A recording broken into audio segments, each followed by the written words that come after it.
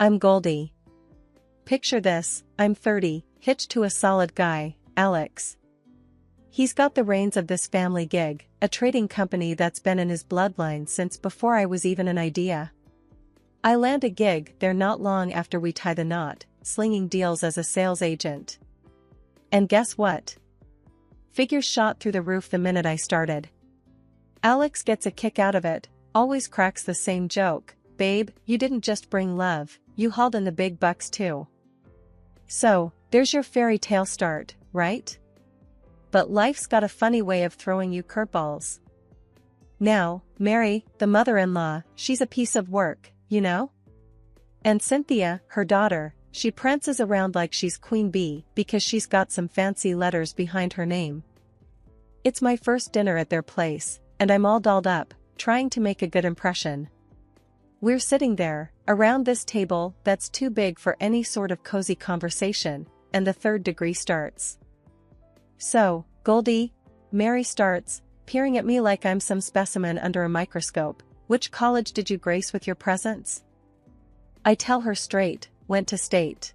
Got my degree and learned a ton about the real world. She snorts, and there's this moment, brief as a heartbeat, where I see Cynthia trying to hide her own sneer. State, Mary echoes, like it tastes bad just saying it. And Cynthia, oh, she jumps right in, smug as a cat in the cream. An MBA from Harvard on my end, she flaunts, leaning back with this smirk that got under my skin in a real quick minute. I'm not one to back down, so I shoot back, cool, but it's what you got up here. I tap my head. That matters, not where you sat on your butt getting it. Their chuckles go cold, but I don't give a toss. I'm not there to play doormat to their uptown attitudes. Dinner wraps up, and I'm thinking, okay, rocky start, but we can smooth this over, right? Wrong. Next thing I know, Alex is getting an earful from Mary about how Cynthia, the golden child, should join us at the company. And it ain't just any old job she's vying for, she's shotgunning straight for my department's top spot. Well, she has an MBA from Harvard, Alex. Mary presses, stating the obvious like it's some trump card. She's perfect for head of sales. And what's nuttier is Alex actually caves. Before I can even protest, it's a done deal. Cynthia waltzes in like she owns the place, and here I thought we were playing fair in love and war. From day one, she's throwing her weight around, lips curled in this permanent sneer every time our paths cross. I get it, lady, you think you're hot stuff. But around these parts, you gotta earn your stripes, not just show 'em. It wasn't so much what she said, it's what she did, or didn't do. You get me? It's the coffee she'd let go cold when an intern brought it to her, the sideways glances and snide digs at my expense, the way she'd talk shop as if she's got years on me. Alex sees it, I know he does, but what's he gonna do? It's his mom and sis firing at him with both barrels if he steps out of line. I land at work, and it's like walking into a storm. Cynthia's there, perched at her desk like she's the captain of a ship. But here's the kicker, she ain't sailing, she's sinking us, one bad decision at a time. Take last Tuesday. I'm in early, coffee in hand, trying to keep things afloat, and in struts Cynthia, dropping her purse with a thud that says, I'm in charge. She calls me into her office, right? Sits me down and starts in with this list of orders that'd choke a horse. Goldie, see these files? She waves some papers at me, scattered like confetti. Fix them. And I need it yesterday. I'm staring at this mess and thinking, lady, you've done lost your mind. But I bite my tongue, nod, and get to it. Fast forward a couple of hours, and I'm untangling her knots, right? That's when Mr. Jacobs calls. This guy's big league, think whales in a sea of fish. I can hear the tension a mile away. What's this crap Cynthia sent me, Goldie? He barks through the line. I asked for projections, not preschool scribbles. I'm juggling phones, trying to soothe him. Mr. Jacobs, I got this. Give me an hour. I hang up, track Cynthia down, and she's there painting her nails like she's at a spa. Cynthia, you gotta double check your work. Jacobs is ready to walk. She doesn't even glance up. Not my prob, Goldie. You handle it. So there I am, patching holes in a sinking ship while she's giving herself a manicure. I spend the whole day in damage control, but hey, I do love a challenge. And Jacobs? He's cool by the time we're done, thanks to yours truly. But it doesn't end there, oh no. You think she'd say thanks? As if. The next day, I catch wind of a meeting, right? Alex and Cynthia are at it, voices through the roof. I sidle up to the door, and who do I run into but Mary, listening in like it's the season finale of her favorite show. I'm about to step in, but she grips my arm, nails digging in like claws. Leave them, she hisses, all snake-like. This is family business. I wrench free, feeling her eyes on my back, and open the door. There's Cynthia, tears and all, playing up a storm. Alex, I'm trying, but Goldie's always undermining me. I'm floored. If her lies were dirt, we'd be buried alive.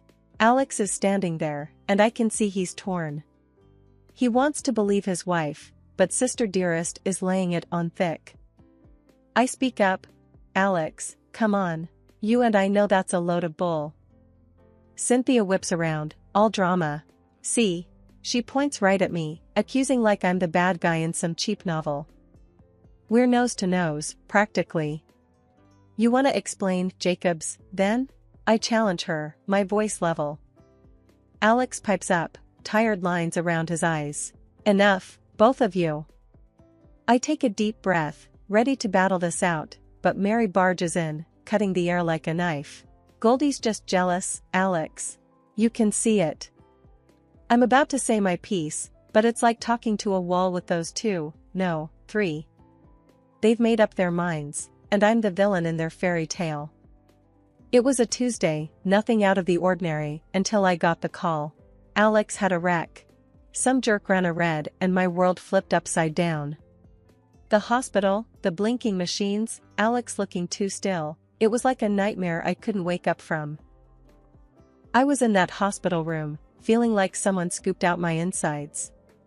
But here's the deal, which, trust me, made my heart sink even lower if that's possible. According to Alex's will, only a blood relative can take over the company. That should have been our kids, if we had any. Without them, it defaulted to his next of kin, which turned out to be his sister, Cynthia. So, just like that, I'm on the outside looking in. My husband isn't even cold, and already the wolves are circling. So while I'm drowning in grief, here come Mary and Cynthia, all pep and no sympathy, already divvying up the spoils before the battle's even done. Cynthia wastes no time throwing it in my face, right there in the hospital corridor. You see, Goldie, it's all clear-cut. Alex's will is as plain as day. Blood relatives only. With Alex. She trails off, like even saying coma would jinx her takeover. I could barely keep the snarl from my voice. So, what? You're dancing on his grave already? The man is fighting for his life. She just rolled her eyes, as cold as the sterile hospital walls. Business waits for no one, dear. It's unfortunate, yes, but we must think of the future. And as for you, she stepped closer. Well, you were just the wife. As I see it, you were never really part of the company, not like family. Mary nodded, her lips in a thin line. Cynthia's right. You have no children, Goldie. It was always going to be her. That was it. Their true colors, loud and clear. They didn't give a damn about Alex, only about what they could grab from his still warm hands. I walked away from them, my mind a chaos of grief and fury. I had to do something, but what? Every fiber of my being was woven into that company, into the life Alex and I had built. I wasn't just going to let them steal it. Days turned to weeks, and Alex didn't wake up. The company felt his absence like a missing limb, and Cynthia's reign didn't sit right with anyone, they all felt it too. One afternoon, Cynthia blocked my path by the copier, her arms folded over her chest. Still here, Goldie? I'd have thought you'd take the hint and leave with some dignity. I locked eyes with her, my back ramrod straight. Dignity? You wouldn't recognize it if it bit you. This isn't over, Cynthia. Her laugh was empty, but her eyes were sharp. Oh, it's over. It was over the minute that Will was drafted. Alex's beloved wife or not, you're nothing to this company. Better start looking for a new job. I bit the inside of my cheek, tasting blood. We'll see. I turned on my heel and left her standing there. Her words were meant to cut deep, but they just fueled a fire in me. I wasn't about to roll over. The employees, they were with me, they knew where the heart of the company lay, and it wasn't with Cynthia. Day in and day out, I found myself in the same routine, pulling up a chair next to Alex's hospital bed after surviving another round of corporate warfare. The beep of the machines had become my unfortunate companion, the soundtrack to our one-sided conversations. Despite the coma, I'd tell Alex everything, hoping, praying he could hear me. Alex, you won't believe the circus your company's turned into, I'd start, my voice a low murmur, laced with fatigue. Your sister, she's taken over, bulldozed her way through the board, and camped out in your office like she's queen of the castle. She's axed Dan and Rita, just like that, because they wouldn't bow down. And the clients? They're jumping ship left and right. The Henderson deal, the one you worked months on, is dead in the water. They've had it with her. Each visit blurred into the next, the hospital walls absorbing my endless monologue, full of updates and frustrations. I'd scoff and curse, my tone growing bitter as I recounted the latest sabotage. And let's not get started on your mom, I continued, the bitterness in my voice growing sharper. She struts around the office now, tossing digs at me every chance she gets. When Alex wakes up, you're out, she sniped at me yesterday. As if I haven't poured my soul into this company too. I felt the sting of tears threatening to spill, talking to Alex's motionless form.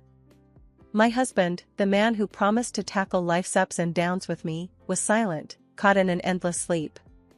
Yet, I clung to the sliver of hope that someday he'd crack open his eyes and we'd really talk.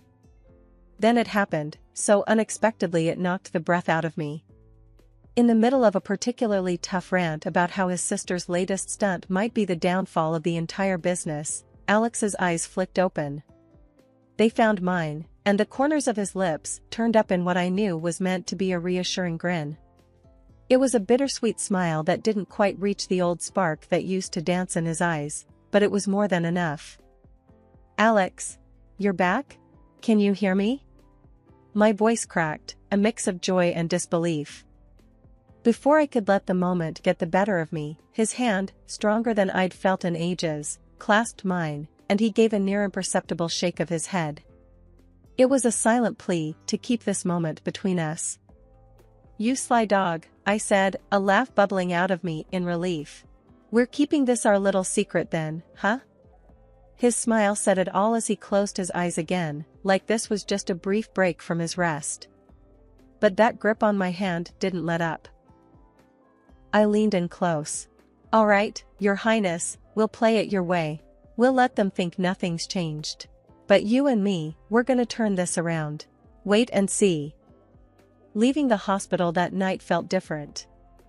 There was something like hope, or was it defiance, brewing inside me. I'd go to the office tomorrow, face Cynthia and his mom, and act like it was all the same, all while knowing Alex was coming back to me. Days turned into weeks, holding in the secret like clenching a fist around a live wire. That wire jolted out of my hands the day I got called to the lion's den, or what used to be Alex's place before Cynthia turned it into a sort of throne room for her ego. I walked into that office, a storm brewing in my chest. Cynthia was perched on the edge of Alex's desk like she was waiting for a parade in her honor. Mary lounged in a corner, looking all smug.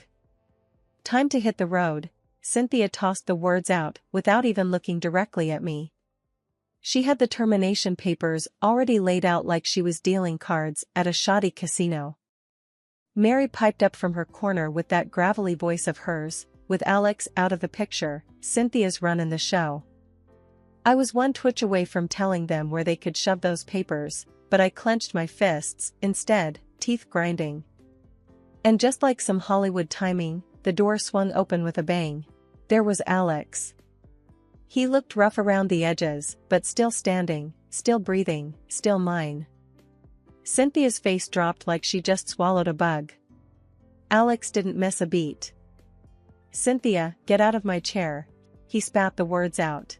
His voice held less of its usual command, sure, but it had a bite. My eyes could barely peel away from him, but I had to see Cynthia's reaction. Her face twisted like she was chewing on glass. "What the, Alex? How are you?" Alex cut her off. "Standing? Talking? Surprise, sis. I'm not as gone as you hoped." Mary tried to back her daughter up. "This isn't happening. He's supposed to be drooling in a bed?" "Yeah, well, life's full of surprises." Alex snapped back, his eyes never leaving Cynthia. "Now, off my chair. We're going to have a real nice chat." Cynthia stood, stumbling a bit like her legs were made of wet noodles. "You can't just come back and what? Take back my company?" "Oh, I think I can," Alex interrupted, moving closer to his desk. I stepped forward, standing next to Alex. "The two of us. United front." "Yeah, Cynthia." I pitched in. "Hurling people out on their asses is your specialty. Time to see how it feels, huh?" Cynthia clenched her jaw so tight I could hear her teeth grind, while Mary was still trying to process the scene, looking like her software crashed. "Alex, you're sick. I need my company back. You two," he waved a dismissive hand at them. "You're done here." Cynthia's face was now the color of rotten tomatoes. "I'll call the board. They won't stand for this." Alex looked over at me, a knowing glint in his eye. "The board's in on it, aren't they, babe?" I nodded, barely holding back a smile. "Yep. Heard from them this morning. They're thrilled you're back. Even sent flowers." Cynthia still tried to have the last word. "This isn't over, Alex." "No, it is. For you." Alex's words cut her off, as short and final as a door slam. Cynthia's eyes flitted between Alex and me, the defeat finally sinking in as she grabbed her mom's arm. They left, not with the whiff of victory but with tails between their legs. Then, it was just us, alone in the room that had seen more drama than a daytime soap. "You played it well, Alex. Had me scared too," I managed to say, my voice shaking off the last bits of worry and fear. He slumped into his chair, looked up at me with those eyes I fell for. Had to make it believable. Couldn't let them ruin everything we've built. I took his hand, a surge of pride washing over me. "They didn't. And they won't." Alex's grip on my hand tightened, the fight still there. "Time for some damage control." I shot back, more like a full-on fixer-upper. "But together, we'll patch it up." Alex laughed, that familiar sound, but this time it was a little more victorious. I laughed too. It was over, this round at least. We were back in the game, Alex and I, ready to rebuild and face whatever came next. The office was humming like a kicked anthill when I walked in, fresh energy lighting up the place. With the dead weights cut off, Alex's office felt like a command center ready for a new mission. His recovery had flipped the switch on our future, and we were gunning the engine hard. I found Alex in the middle of the fray, barking orders to the team but with a grin that said he was back to his old self. "Okay, team. Let's not waste any more time," he said. "We've got a whole chunk of backlog to clear and new deals to chase." I leaned against the doorframe, watching my husband rally the troops. He caught sight of me and winked. "Hey, you're part of this too. Roll up your sleeves." Chuckling, I walked over. "Do I get a title for this or just the usual Alex's better half?" He chuckled. "How about co-captain?" Co-captain rang out well, so I nodded. "Co-captain, reporting for duty." Turning to the team, Alex made introductions. "Everyone, meet the co-captain of this ship. She steered it through the storm while I was out." The team clapped, and a few here's rolled through the group. It felt good, really good, like we were a family that had weathered the worst. As the team dispersed to get back to work, I sat down with Alex. So, what's the game plan? I asked, comfy in the swivel chair I had commandeered. We're shaking the tree, babe, ditching the bad apples that Cynthia brought in. Alex sounded pumped. There were spreadsheets all over his desk, plans scribbled on paper. I pointed to the papers. Hiring new blood? Yep. And we're putting money into developing our team. Training, seminars. No more throwing them in the deep end, he replied, highlighting a section that said team growth. I added, not just survival of the fittest, then. Alex shook his head. Nah, it's about thriving, not just surviving. We both knew the buzz in the office was more than just people being busy. It was hope, rebooted and recharged. Then my phone buzzed. It was a message from Ted, our old supplier.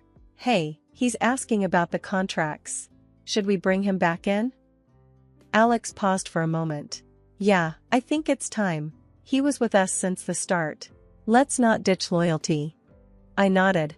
Loyalty pays. I'll draft up something nice and comfy. The word comfy had Alex grinning. He knew that meant terms good enough to lock Ted in tightly. Just as I was about to get up and get to it, Alex grabbed my hand. Hey, I never got to say it properly, thank you. For not giving up when I was, well, you know. I squeezed his hand. No need for thanks. It's us against the world, right? Right, he confirmed, and we locked eyes in a moment of silent understanding, the kind that said we were a team, through thick and thin. My phone vibrated. It was Cynthia, rambling on about another blown job interview. They don't get it, you know? I'm leadership material, they want me to start from scratch. No way. Alex overheard and shook his head. She needs to start at the bottom, learn to crawl before she can boss around. I nodded. Right. But try telling her that. Cynthia wasn't the only family headache. Alex's mom was a constant buzz in our background, mad about the money tap getting twisted shut. She called again, and Alex glanced at the phone, letting it ring out. Your mom again? I asked, already knowing the answer. He sighed. Yep. She's been blowing up my phone since I stopped the cash flow. The memories of them assuming the worst when Alex was sick, bordering on vulture circling, stayed fresh. Alex finally picked up on the fifth ring, keeping it clipped. Mom, it's done. You've got to deal with it. The line got real loud, real quick. His mother's voice shrilled through, but Alex held his ground. When the call ended, he was tired but firm. No more free rides. I wrapped an arm around him. You okay? He nodded. Yeah, it's just draining. Let's not let them spoil tonight, okay? I suggested, wanting to steer clear of the drama for once. Agreed. Besides, he said, there's something better to talk about. His hint hung in the air, and I smiled. A baby? He smiled back, full of hope and love, his eyes lighting up at the possibility. Shifting gears from family drama to our own little unit felt like the right move. The notion of a kid, of starting fresh with our own small tribe, seemed to seal the deal on the new beginnings front. Turning off the lights, locking up the office that was once a battleground, we left for the day, hand in hand, a team thinking about adding a new member. Beneath the calm of making plans for the future, there's that undercurrent of family strain. But it's getting easier to let their calls go to voicemail, to ignore the bitter texts. We're not cold, just done. Done with the guilt trips, the scrambling to appease. It's about our little family now. And maybe, just maybe, this fresh start isn't just a new chapter in the business. Driving home, I sat with that thought, thumbing the little baby shoes we'd impulsively bought, a symbol of hope, of new life. So, about baby names, Alex started. I smothered a laugh. Already? He shrugged. Never too early. The streetlights flickered past, each one a beacon in the easy silence of our drive, each one guiding us away from the chaos and towards something better.